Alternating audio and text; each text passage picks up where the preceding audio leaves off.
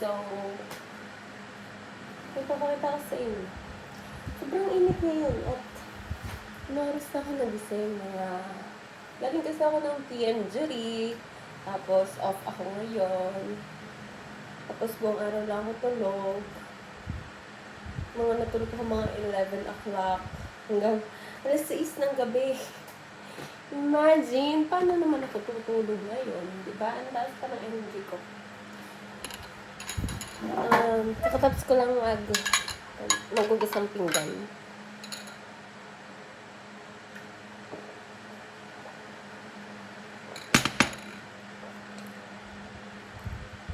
And yes, nainom pa ako ng gatas. Pero bakit ako sa inyo?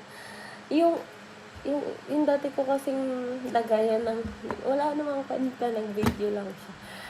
Yung dati kong lagayan ng baonan ay nabasag. Pagka-uwi ko, basag siya. Yung pala, nabagsak siya ng katrabaho ko. So, wala akong magagawa. As in, basag na basag siya.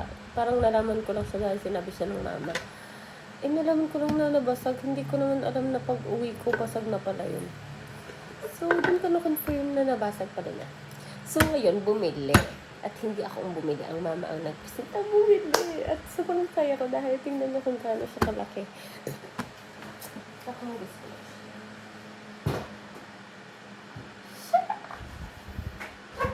Tingnan niyo kung gaano siya kalaki.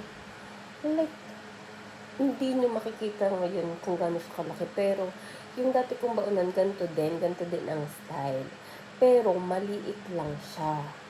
As in, makipot yung lagayan ng kanin na. Ako, malakas ako kumain. Minsan nga lang, hindi ko naubos kasi, siyempre, unahin, yung mga siyempre, hindi ko natapos yung pagkain ko. Ngayon, sobrang laki. Kaya sobrang saya dahil sobrang laki ng lagayan ng kanin. Ito, lagayan ko ng kanin, kasi ito ulam. Hindi naman sobrang liit, pero maliit talaga yung lagayan ko dati. Pero ganito din. Siguro mga lang na to. Hindi naman, pero mas malaki to kasi sa kaya pagising ko kanina umaga, may mga nabaunaan. Sobrang saya na. Malinis ang kamay ko, ha?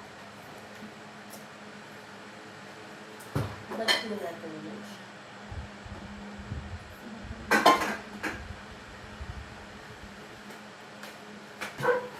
Yun lang ang update, guys. Tapos,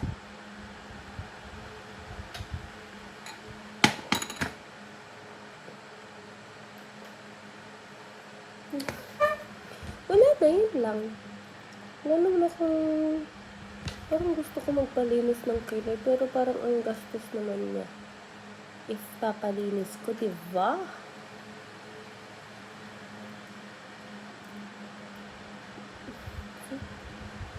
Bye-bye. Kinento ko lang. Bye!